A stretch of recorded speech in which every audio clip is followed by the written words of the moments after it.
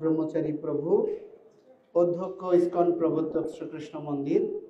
উপস্থিত রয়েছেন শ্রীমৎ পরিতোষানন্দ গিরি মহারাজ, শঙ্কর মঠ ও মিশনের সুযোগ্য প্রতিনিধি।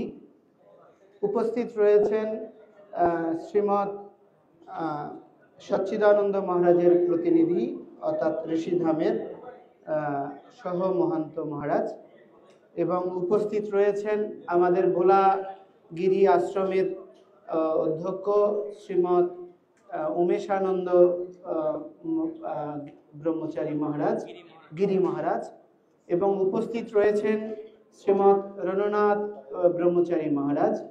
উপস্থিত রয়েছেন শ্রীমৎ প্রেমময়ানন্দ মহারাজ, এবং উপস্থিত রয়েছেন শ্রীমৎ গোবিন্দ ব্রহ্মচারী মহারাজ। উপস্থিত রয়েছেন শ্রীমৎ অজপানন্দ ব্রহ্মচারী মহারাজ। উপস্থিত রয়েছেন শ্রীমৎ বীরেশ্বরানন্দ গিরি মহারাজ। উপস্থিত রয়েছেন শ্রীপাদ অকিঞ্চন দাস ব্রহ্মচারী প্রভু। উপস্থিত রয়েছেন শ্রীমৎ স্বতন্ত্র গৌরাঙ্গ দাস ব্রহ্মচারী প্রভু। উপস্থিত রয়েছেন আমাদের রনি বাবা সহ অনেক সাধু সন্ত বৃন্দ। আপনাদের সকলকে আজকের এই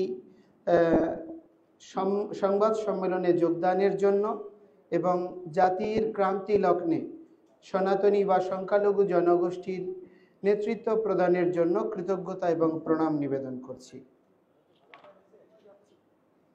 বাংলাদেশ সনাতন জাগরণ মঞ্চ এবং বাংলাদেশ সম্মিলিত সংখ্যালঘু জোটের ঐক্যবদ্ধ প্ল্যাটফর্ম বাংলাদেশ সম্মিলিত সনাতনী জাগরণ জোট এর আত্মপ্রকাশ এবং সংখ্যালঘু সম্প্রদায়ের উপর চলমান নির্যাতন নিপীড়নের বিষয়ে সংবাদ সম্মেলন।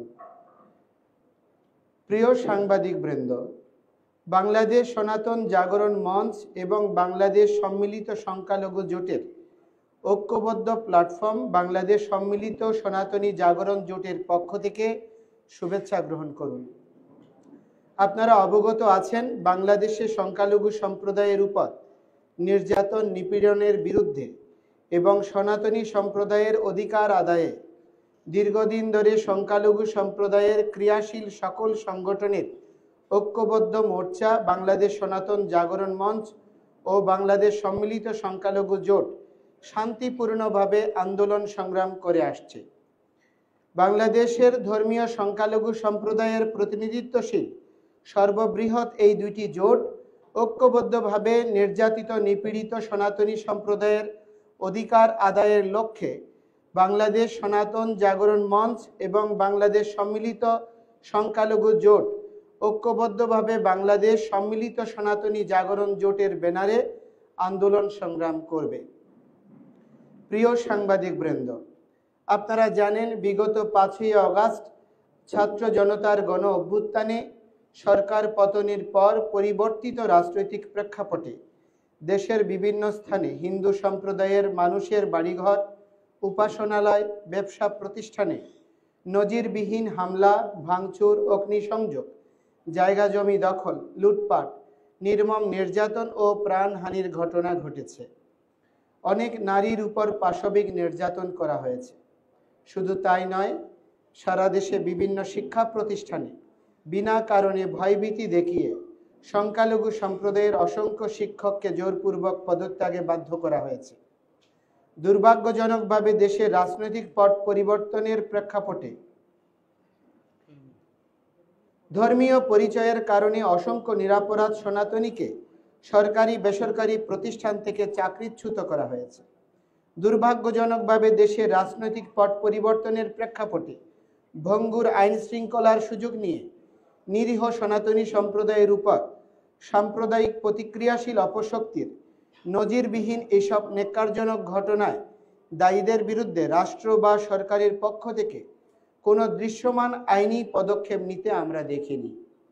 সংখ্যালঘু সম্প্রদায়ের উপর সংগঠিত এরূপ ন্যাক্কারজনক হামলা, নির্যাতন, নিপীড়ন এখনও অব্যাহত থাকায় সারা দেশে ধর্মীয় সংখ্যালঘুরা প্রতিনিয়ত আতঙ্কে দিনাতিপাত করছে। প্রিয় সাংবাদিক বৃন্দ, আপনারা জানেন, রাজনৈতিক পরিবর্তনের পর বারবার দেশের সংখ্যালঘু সম্প্রদায়ের উপর সাম্প্রদায়িক অপশক্তি নির্মম নির্যাতন নিপীড়ন চালালেও কোনো ঘটনারই বিচার হয়নি। এর ওই প্রেক্ষাপটে স্বাধীনতার পর থেকে ক্রমাগত ধর্মীয় বঞ্চনা, বৈষম্য ও নির্যাতন নিপীড়নের প্রতিবাদে এবং অস্তিত্ব রক্ষায় বাধ্য হয়ে বাংলাদেশ সনাতন জাগরণ মঞ্চ তথা সংখ্যালঘু সম্প্রদায় রাষ্ট্রের কাছে ৮ দফা যৌক্তিক দাবি উত্থাপন করে। সনাতনী সম্প্রদায়ের উত্থাপিত ৮ দফাগুলো হলো: সংখ্যালঘু নির্যাতনের বিচারের জন্য দ্রুত বিচার ট্রাইব্যুনাল গঠন করে দোষীদের দ্রুততম সময়ে দৃষ্টান্তমূলক শাস্তি প্রদান, ক্ষতিগ্রস্তদের যথোপযুক্ত ক্ষতিপূরণ প্রদান ও পুনর্বাসনের ব্যবস্থা করা। ২. অনতি বিলম্বে সংখ্যালঘু সুরক্ষা আইন প্রণয়ন করতে হবে। ৩. সংখ্যালঘু বিষয়ক মন্ত্রণালয় গঠন করতে হবে এবং জাতীয় সংসদে সংখ্যানুপাতিক হারে আসন বরাদ্দ রাখতে হবে। ৪. হিন্দু ধর্মীয় কল্যাণ ট্রাস্টকে হিন্দু ফাউন্ডেশনে উন্নীত করতে হবে। পাশাপাশি বৌদ্ধ খ্রিস্টান ধর্মীয় কল্যাণ ট্রাস্টকেও ফাউন্ডেশনে উন্নীত করতে হবে। ৫. দেবোত্তর সম্পত্তি পুনরুদ্ধার ও সংরক্ষণ আইন প্রণয়ন এবং অর্পিত সম্পত্তি প্রত্যার্পণ আইন যথাযথ বাস্তবায়ন করতে হবে। ৬. প্রতিটি শিক্ষা প্রতিষ্ঠানে সংখ্যালঘুদের জন্য উপাসনালয় নির্মাণ এবং প্রতিটি হোস্টেলে প্রার্থনা কক্ষ বরাদ্দ করতে হবে।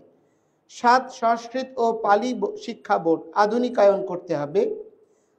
৮. শারদীয় দুর্গাপূজায় ৫ দিনের সরকারি ছুটি ঘোষণা দিতে হবে। প্রিয় সাংবাদিক বৃন্দ, আপনারা জানেন ঘোষিত ৮ দফা দাবি আদায়ের লক্ষ্যে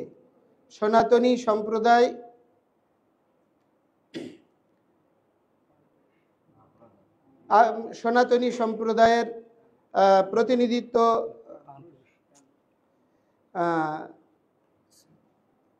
কারী শ্রীপাদ চিন্ময় কৃষ্ণ দাস ব্রহ্মচারী, শ্রীপাদ লীলারাজ গৌর দাস ব্রহ্মচারী ও বিভিন্ন মঠ মন্দিরের সাধু সন্তদের নেতৃত্বে বাংলাদেশ সনাতন জাগরণ মঞ্চ সারা দেশে দীর্ঘদিন যাবৎ নিয়মতান্ত্রিক উপায়ে সভা সমাবেশ সহ শান্তিপূর্ণভাবে আন্দোলন কর্মসূচি পালন করে আসছে। এই আন্দোলনের ধারাবাহিকতায় ৮ দফা দাবি আদায়ের লক্ষ্যে পূর্ব ঘোষিত কর্মসূচির অংশ হিসেবে জাগরণ মঞ্চ বিগত ২৫শে অক্টোবর ২০২৪ শুক্রবার চট্টগ্রামের ঐতিহাসিক লালদিঘি ময়দানে বিভাগীয় গণসমাবেশ আয়োজন করে। স্মরণকালের সর্ববৃহৎ শান্তিপূর্ণ এই গণসমাবেশে স্বতঃস্ফূর্তভাবে সনাতন সম্প্রদায়ের লক্ষ লক্ষ নরনারী অংশগ্রহণ করে, যা বিভিন্ন দেশীয় ও আন্তর্জাতিক গণমাধ্যমে প্রচারিত হয়েছে। লক্ষ লক্ষ মানুষের অংশগ্রহণে অনুষ্ঠিত শান্তিপূর্ণ এই গণসমাবেশে সরকারের পক্ষ থেকে যথাযথ নিরাপত্তার ব্যবস্থা করায় সনাতনী সম্প্রদায়ের পক্ষ থেকে সরকারের প্রতি আন্তরিক কৃতজ্ঞতা প্রকাশ করি। কিন্তু আমরা অত্যন্ত দুঃখের সাথে লক্ষ্য করলাম, দেশের বিভিন্ন রাজনৈতিক দল ও সরকারের বিভিন্ন দায়িত্বশীল পর্যায় থেকেও ৮ দফার যৌক্তিকতা স্বীকার করে এর সাথে সংহতি জানালেও সনাতনী সম্প্রদায়ের স্মরণকালের সর্ববৃহৎ এই শান্তিপূর্ণ গণজমায়েতকে প্রশ্নবিদ্ধ করা এবং বহির্বিশ্বে সরকারের ভাবমূর্তি ক্ষুণ্ণ করার অশুভ উদ্দেশ্যে জাতীয় পতাকার অবমাননার কথিত অভিযোগে জৈনক ফিরোজ খান নামে এক ব্যক্তি বিগত ৩০শে অক্টোবর চট্টগ্রামের কোতোয়ালি থানায় বাংলাদেশ সনাতন জাগরণ মঞ্চের মুখপাত্র ও পুণ্ডরিক ধামের অধ্যক্ষ চিন্ময় কৃষ্ণ দাস ব্রহ্মচারী, শ্রীপাদ লীলারাজ গৌর দাস ব্রহ্মচারী সহ ১৯ জন সংগঠকের বিরুদ্ধে একটি মিথ্যা, ভিত্তিহীন ও বানোয়াট রাষ্ট্রদ্রোহিতার মামলা দায়ের করেন। প্রিয় সাংবাদিক বৃন্দ, আপনারা নিশ্চয়ই অবগত আছেন, দেশের প্রচলিত আইন অনুযায়ী স্বরাষ্ট্র মন্ত্রণালয়ের অনুমোদন ব্যতীত কারো বিরুদ্ধে রাষ্ট্রদ্রোহিতার মামলা দায়ের করা যায় না। ষড়যন্ত্রমূলক কথিত রাষ্ট্রদ্রোহিতার মামলাটি দায়েরের ক্ষেত্রে আইনের নির্ধারিত এই প্রক্রিয়াও অনুসরণ করা হয়নি। এই থেকে প্রতীয়মান হয় বিশেষ মহল সরকারকে বিব্রত করার অসৎ উদ্দেশ্যেই মিথ্যা, ভিত্তিহীন মামলাটি দায়ের করেছে। যৌক্তিক দাবি আদায়ের লক্ষ্যে সনাতনী সম্প্রদায়ের চলমান আন্দোলনকে নস্যাৎ জন্যই আন্দোলনের সাথে যুক্ত নেতৃবৃন্দের বিরুদ্ধে হয়রানিমূলক মামলা দায়ের করা হয়েছে। ফলে মিথ্যা হয়রানিমূলক বানোয়াট এই মামলার দায়েরের খবর বিভিন্ন সংবাদ মাধ্যমে প্রকাশিত হওয়ার পর মিথ্যা মামলাটি প্রত্যাহারের দাবিতে সারা দেশে বিক্ষুব্ধ সনাতনী সমাজ শান্তিপূর্ণ উপায়ে প্রতিবাদ কর্মসূচি পালন করে আসছে। এমনকি বহির্বিশ্বে ওই মিথ্যা ষড়যন্ত্রমূলক মামলার প্রত্যাহারের দাবিতে প্রতিবাদ কর্মসূচি পালিত হচ্ছে। আমরা দ্ব্যর্থহীন ভাষায় বলতে চাই, সনাতন ধর্মের অনুসারীরা নিজের মাতৃভূমিকে মাতৃতুল্য রূপে শ্রদ্ধা করে। মহান মুক্তিযুদ্ধের গৌরবোজ্জ্বল ইতিহাসের সাথে সনাতনী সম্প্রদায়ের অসীম ত্যাগের ইতিহাস ওতপ্রোতভাবে জড়িত। সনাতনীদের কাছে লক্ষ শহীদের রক্তে রঞ্জিত বাংলাদেশের জাতীয় পতাকা, জাতীয় সঙ্গীত অপরিমেয় সম্মান ও মর্যাদার। আমরা দেশকে মাতৃরূপে শ্রদ্ধা করি, এটি আমাদের ধর্মীয় শিক্ষা। সুতরাং বাংলাদেশ সনাতন জাগরণ মঞ্চের নেতৃবৃন্দের বিরুদ্ধে বাংলাদেশের জাতীয় পতাকার কথিত অবমাননার অভিযোগে দায়ের করা উল্লেখিত রাষ্ট্রদ্রোহের মামলাটি সর্বৈব মিথ্যা, বানোয়াট, ষড়যন্ত্রমূলক ও ভিত্তিহীন।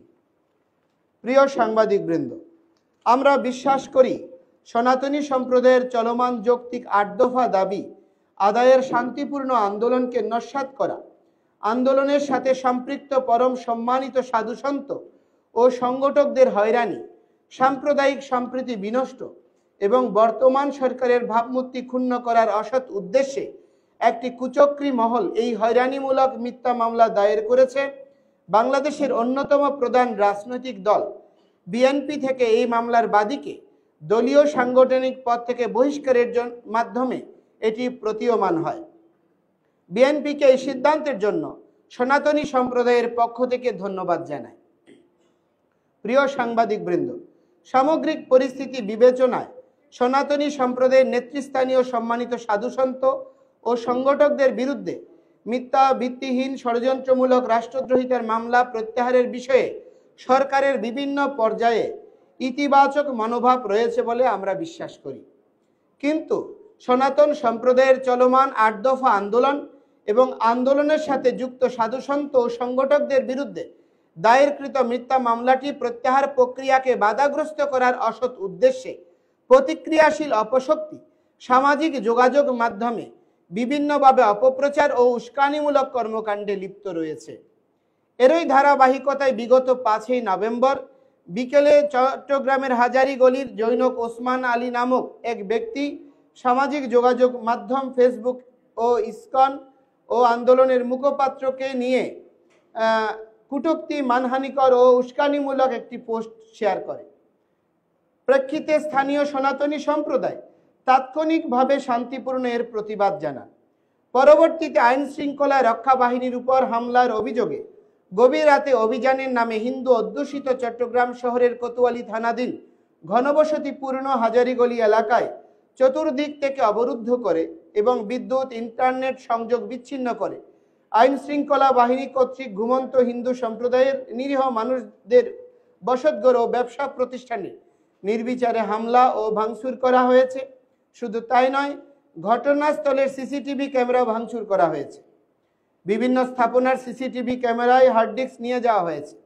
এই ঘটনায় আইন শৃঙ্খলা বাহিনীর হাতে অমানসিক নির্যাতনের শিকার মানুষের কিছু ছবি ও ভিডিও সামাজিক যোগাযোগ মাধ্যমে প্রচারিত হয়েছে, যা দেখে যে কোনো মানবিক মানুষ বিস্মিত হবে।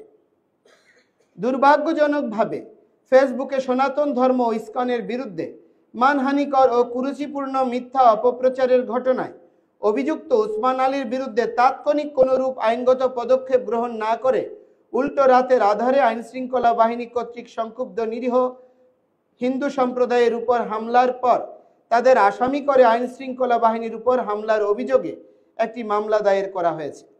দূরভিসন্ধিমূলকভাবে এই ঘটনার সাথে দূরবর্তী সম্পর্ক না থাকা সত্ত্বেও ষড়যন্ত্রমূলক রাষ্ট্রদ্রোহিতা মামলার অভিযুক্তদেরকেও এই মামলায় আসামি করা হয়।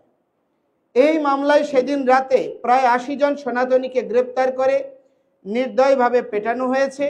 আইন শৃঙ্খলা বাহিনীর হেফাজতে অমানসিক নির্যাতনের ফলে গুরুতর এইসব নিরীহ হিন্দুকে ন্যূনতম চিকিৎসা সেবাও দেওয়া হয়নি। শুধু তাই নয়, নির্যাতনের শিকার গুরুতর অসুস্থ নিরীহ এইসব মানুষকে আইন কানুনের তোয়াক্কা না করে মধ্যরাতে আদালতে হাজির করা হয়।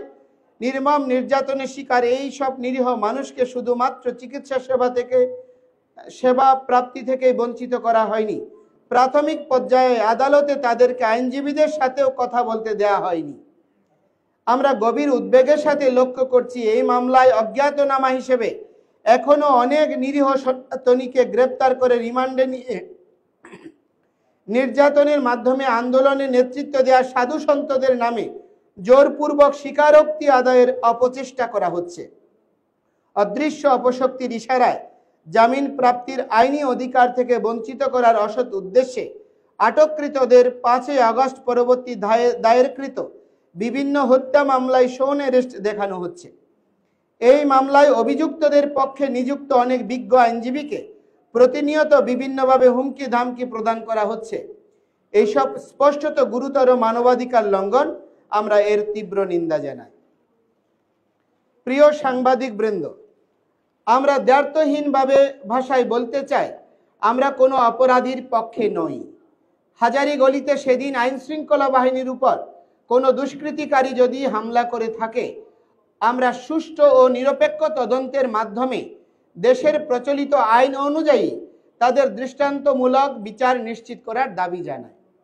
কিন্তু গভীর রাতে বিদ্যুৎ ও ইন্টারনেট বন্ধ করে সিসিটিভি ক্যামেরা ভেঙে ঘুমন্ত নিরীহ হিন্দু সম্প্রদায়ের উপর নির্বিচারে হামলা, নির্যাতন ও গণগ্রেপ্তারের ঘটনায় আমরা উদ্বিগ্ন। অবস্থা দৃষ্টে মনে হচ্ছে শুধুমাত্র ধর্মীয় বিদ্বেষ এবং সনাতন সম্প্রদায়ের চলমান যৌক্তিক আন্দোলনকে নস্যাৎ করার অশুভ উদ্দেশ্যে এই মামলাকে হাতিয়ার হিসেবে ব্যবহার করে নিরীহ হিন্দু জনগোষ্ঠীকে হয়রানি করা হচ্ছে। আমরা মনে করি অন্তর্বর্তীকালীন সরকারের ভাবমূর্তি ক্ষুণ্ণ করতে বিশেষ কোনো গোষ্ঠী এই অপতৎপরতায় লিপ্ত রয়েছে। প্রিয় সাংবাদিক বৃন্দ, বিদ্যমান পরিস্থিতিতে আপনাদের মাধ্যমে বাংলাদেশ সনাতন জাগরণ মঞ্চ ও বাংলাদেশ সম্মিলিত সংখ্যালঘু জোট, যেটি আজকে থেকে বাংলাদেশ সম্মিলিত সনাতনী জাগরণ জোট নামে আত্মপ্রকাশ করছে, আমরা নিম্নোক্ত দাবিসমূহ উত্থাপন করছি। অবিলম্বে সংখ্যালঘু সম্প্রদায়ের যৌক্তিক 8 দফা দাবি বাস্তবায়নে কার্যকর পদক্ষেপ গ্রহণ করতে হবে। 2. অবিলম্বে বিগত 5 নভেম্বর 2024 চট্টগ্রামে হাজারীগলিতে আইন শৃঙ্খলা বাহিনীর উপর কথিত হামলা ও হিন্দু সম্প্রদায়ের উপর গভীর রাতে আইন শৃঙ্খলা বাহিনী কর্তৃক নির্মম নির্যাতনের নিরপেক্ষ তদন্ত ও বিচারের স্বার্থে বিচার বিভাগীয় তদন্ত কমিটি গঠন করতে হবে। এই ঘটনায় আটক ও নির্মম নির্যাতনের শিকার নিরীহ সনাতনীদের মুক্তি দিয়ে যথাযথ চিকিৎসার ব্যবস্থা করতে হবে। এই ঘটনায় আটককৃতদের ষড়যন্ত্রমূলকভাবে বিভিন্ন হত্যা মামলায় গ্রেপ্তার দেখানোর প্রক্রিয়া অবিলম্বে বন্ধ করতে হবে। এই ঘটনাকে পুঁজি করে সরকারের ভাবমূর্তি নষ্ট করার উদ্দেশ্যে গভীর রাতে নিরীহ সনাতনীদের উপর অন্যায়ভাবে নির্যাতন করা আইন শৃঙ্খলা বাহিনীর অতি উৎসাহী সদস্যদের বিরুদ্ধে আইনানুগ ব্যবস্থা গ্রহণ করতে হবে। 6. সংখ্যালঘু সম্প্রদায়ের যৌক্তিক আন্দোলনে নেতৃত্বদানকারী সাধু সন্ত সংগঠকদের বিরুদ্ধে দায়েরকৃত ষড়যন্ত্রমূলক মিথ্যা রাষ্ট্রদ্রোহিতার মামলা অবিলম্বে প্রত্যাহার করতে হবে। আমরা স্পষ্ট করে বলতে চাই, আমাদের চলমান আন্দোলন সরকার কিংবা কোনো রাজনৈতিক দলের পক্ষে বা বিপক্ষে নয়। আমাদের চলমান আন্দোলন আপামর সনাতনী সম্প্রদায়ের ন্যায্য অধিকার আদায়ের আন্দোলন। আমরা দৃঢ়ভাবে বিশ্বাস করি ছাত্র জনতার গণ অভ্যুত্থানের ফলে গঠিত বর্তমান অন্তর্বর্তীকালীন সরকার বৈষম্যহীন মানবিক বাংলাদেশ বিনির্মাণের স্বার্থে নিরীহ সংখ্যালঘুদের উপর চলমান অন্যায় অনাচার বন্ধ ও উপরোক্ত যৌক্তিক দাবিসমূহ বাস্তবায়নে আন্তরিকভাবে এগিয়ে আসবে। ধন্যবাদ। বাদান্তে চিন্ময় কৃষ্ণদাস ব্রহ্মচারী, বাংলাদেশ সম্মিলিত সনাতনী জাগরণ জোট এর পক্ষে সবাইকে ধন্যবাদ।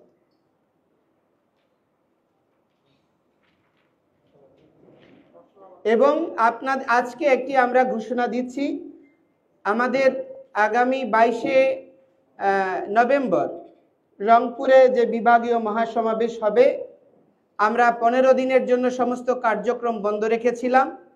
আমরা সরকারকে সহযোগিতা করতে চেয়েছি। আমরা এখনো সহযোগিতা করার মনোভাবেই পোষণ করি। শান্তিপূর্ণভাবে আমাদের অধিকার প্রতিষ্ঠার জন্য আমরা কোনো বিশৃঙ্খলতার বিরুদ্ধে, কোনো রাজনৈতিক ইন্ধনে যুক্ত হওয়ার বিরুদ্ধে আমরা আমাদের অধিকার এবং মতামত তুলে ধরার জন্য আগামী 22শে নভেম্বর রংপুরে মহাসমাবেশ অনুষ্ঠিত হবে এবং আগামী 6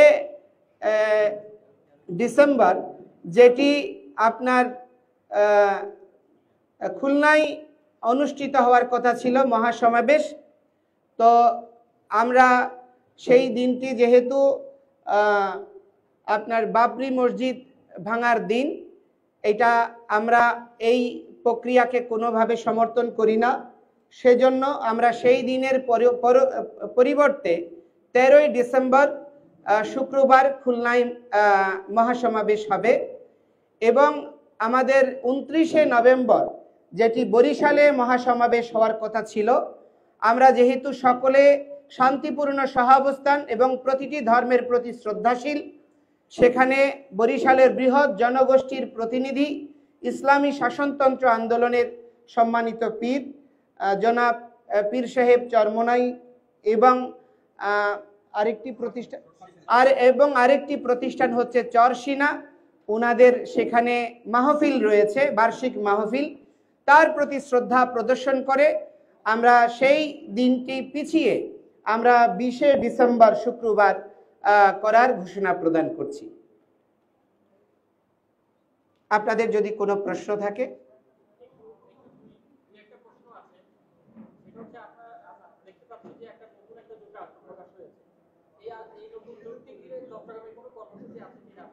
না, আমাদের পূর্ব ঘোষিত আমরা যেই কর্মসূচি করছিলাম দুটো প্ল্যাটফর্মে, আমরা দুটো প্ল্যাটফর্মেই সমন্বিতভাবে কাজ করছিলাম, কিন্তু বৃহৎ ঐক্যের স্বার্থে আমরা আমাদের কর্মসূচিগুলো একত্রীভূত করে একই প্ল্যাটফর্মে আমরা করব। এখন থেকে আমরা চাই পুরো সনাতনী সংখ্যালঘু জনগোষ্ঠী একত্রীভূত হোক, ঐক্যবদ্ধভাবে এগিয়ে যাক। তারই নিরিখে একটি আদর্শ স্থাপনের জন্য আমরা দুটি নেতৃস্থানীয় সংগঠন একীভূত হচ্ছি। আমাদের যে পূর্ব ঘোষিত কর্মসূচি অনুযায়ী প্রতিটি বিভাগীয় সমাবেশগুলো হবে এবং তারপরে জেলা উপজেলা জেলা পর্যায়ে সমাবেশগুলো হবে। আমাদের শান্তিপূর্ণ কর্মসূচি বা আগে পূর্ব ঘোষিত রূপরেখা অনুযায়ী এগিয়ে যাবে। আর আমাদের পরিবর্তিত প্রেক্ষাপটে কোনো সিদ্ধান্ত আসলে আমরা বসে সাংবাদিক সম্মেলনের মাধ্যমে আপনাদেরকে অবগত করব।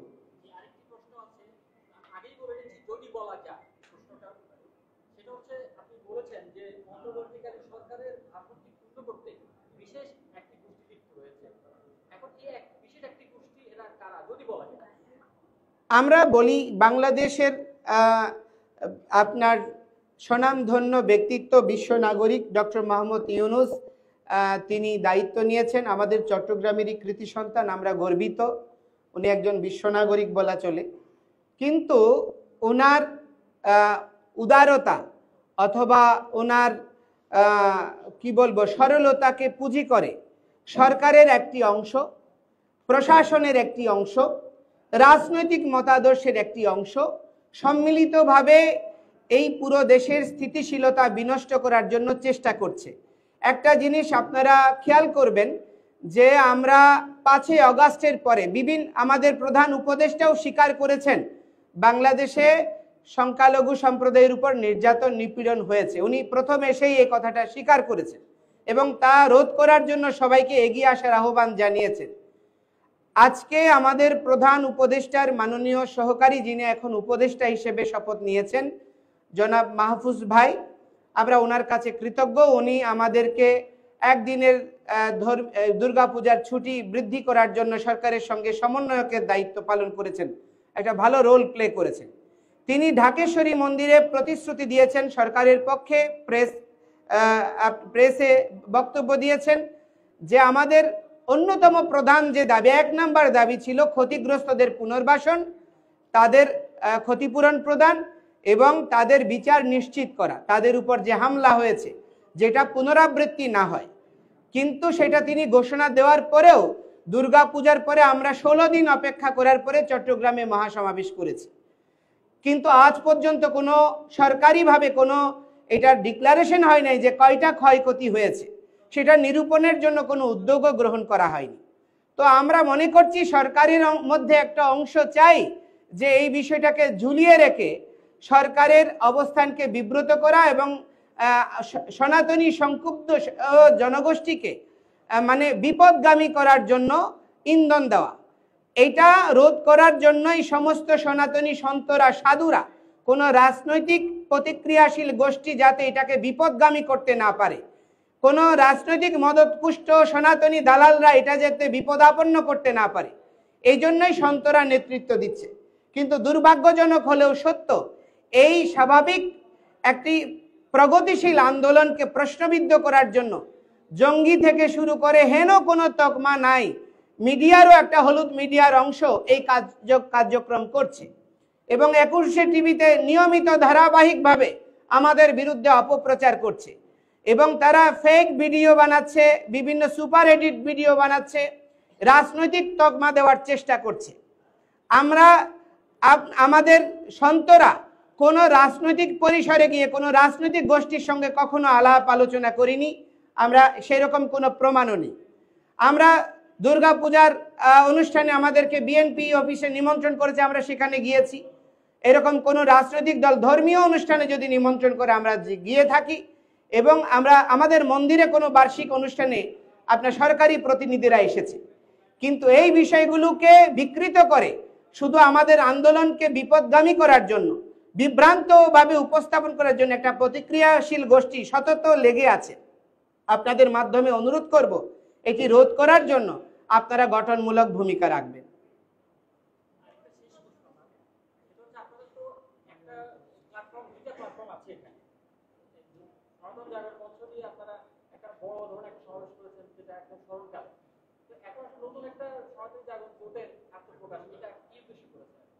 আমরা সনাতনী সম্প্রদায়কে দীর্ঘকাল বহু সংগঠনে আমরা বিভক্ত ছিলাম।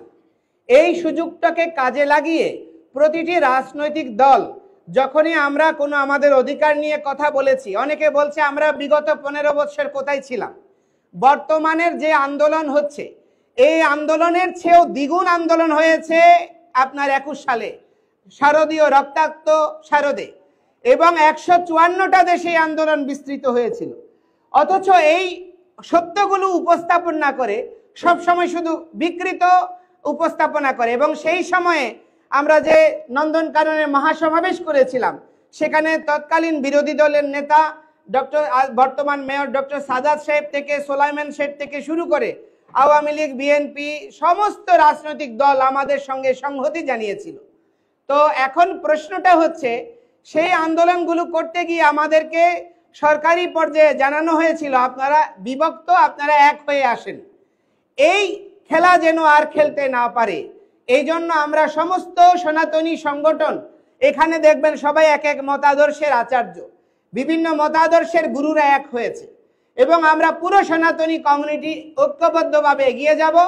আমরা কোনো রাজনৈতিক দলের লেজুর বৃত্তি করব না। যারা আমাদের ডিমান্ড, আমাদের প্রত্যাশা, আমাদের মর্যাদার সঙ্গে সম অধিকারের নিরিখে, সাম্যতার নিরিখে নাগরিক হিসেবে মর্যাদা দিয়ে আমাদের সঙ্গে মুভ করবে, আমরা তাদের সঙ্গে কাজ করব। না হলে আমরা কোনো রাজনৈতিক দলের লেজুর বৃত্তিতে যুক্ত হব না। এই লক্ষ্যে আমরা পুরো জনগোষ্ঠীর সমস্ত আন্দোলনকারী যে দুটি বড় প্রতিষ্ঠান আমরা একীভূত হয়েছি। ধন্যবাদ আপনাদের।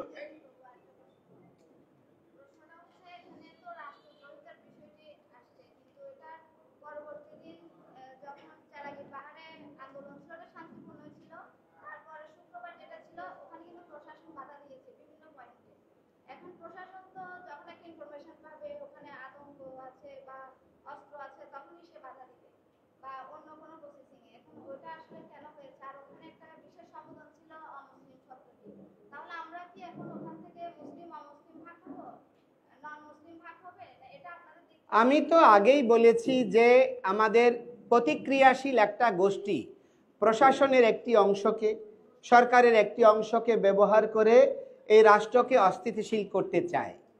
তারাই আমাদেরকে সেদিন যে জিনিসটা বলছেন, রাষ্ট্রদ্রোহ মামলার বিরুদ্ধে যখন সনাতনীদের স্বতঃস্ফূর্ত প্রতিবাদ ছিল, গাড়িতে আমাদের এখানে স্যারেরা আছেন, সাধুরা আছেন, ইনার বুকে ছিঁড়ে ফেলেছে বাধা দিয়ে, ওই উনার বুকে আঘাত করেছে এবং আমাদের এই ভার্সিটির শিক্ষক থেকে শুরু করে সবাইকে গাড়িতে প্রশ্ন করা হয়েছে যে নন মুসলিম কে আছে। হ্যাঁ, তো নন মুসলিম দেখে দেখে তাদেরকে রোধ করা হয়েছে। তো দেশে আমাদেরকে বলা হচ্ছে, আমাদের প্রধান উপদেষ্টা আমাদের আশান্বিত করেছিল যে আমরা বাংলাদেশি জনগোষ্ঠী, আমরা বাংলাদেশের নাগরিক, সকলে সমতার ভিত্তিতে থাকব। তাহলে সেখানে ধর্মীয় পরিচয়কে আধার করে আমাদেরকে আলাদাভাবে চিহ্নিত করার প্রচেষ্টা হচ্ছে। তাহলে প্রধান উপদেষ্টার মনোভাবকে প্রশাসনের যে অংশ এগুলো করছে তারা কতটুকু মূল্যায়ন করছে এটা আপনারাই বিবেচনা করবেন। তো যেখানে প্রশাসনের লোক সরকার প্রধানের মনোভাবকে শ্রদ্ধা করে না, সেখানে যারা সাম্প্রদায়িক গোষ্ঠী তারা তো এটাকে সুযোগ নেবেই। এই জন্য এটাকে আমরা নতুন কিছু মনে করছি না, এটা ধারাবাহিকতারই একটা নামান্তর।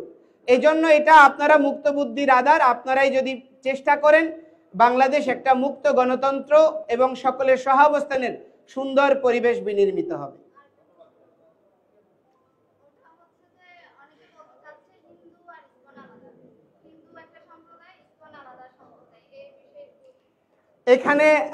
এখানে কি বলবো, এখানে যারা আছেন আমাদের প্রাঞ্জলানন্দ পুরী মহারাজ তপোবন আশ্রমের অধ্যক্ষ, ওনারা শক্তি সাধক।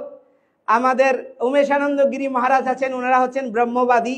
আমাদের গিরি মহারাজ আছেন, ওনারা ব্রহ্মবাদী বা শৈব বলা যায়। আবার আমাদের অজপানন্দ মহারাজ আছেন, ওনারাও শক্তি সাধক। আমাদের ঋষিধাম রয়েছে, বীরেশ্বরানন্দ পুরী মহারাজ রয়েছেন, স্বরূপ দাস বাবাজি রয়েছেন। এখানে সব সন্তদের দেখেন, এরা হচ্ছে সনাতন সম্প্রদায়ের প্রতিনিধিত্বকারী কোনো ধর্মীয় সংগঠন নয়, এরা হচ্ছে গুরু বা নির্ণায়ক প্রতিনিধি।